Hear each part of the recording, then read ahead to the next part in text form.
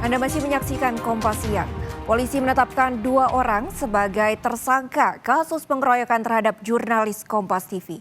Atas perbuatannya pelaku dijerat pasal pengeroyokan dengan ancaman pidana hukuman maksimal 5 tahun 6 bulan. 2 orang yang telah ditetapkan sebagai tersangka pengeroyokan yakni MNM dan ES. Keduanya ditetapkan sebagai tersangka per tanggal 12 Juli lalu dan langsung ditahan di Polda Metro Jaya.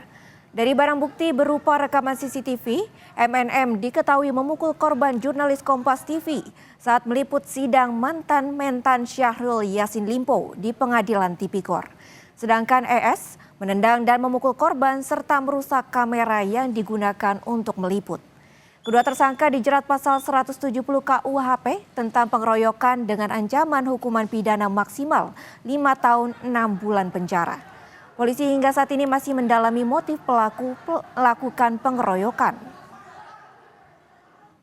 2 orang tersebut adalah saudara MNM, 54 tahun.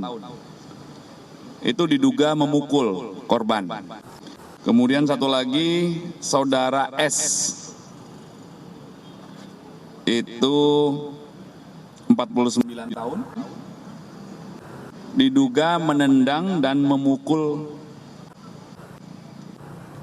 korban dan juga kepada kamera, ya, diduga menendang korban dan memukul korban juga kepada kamera korban.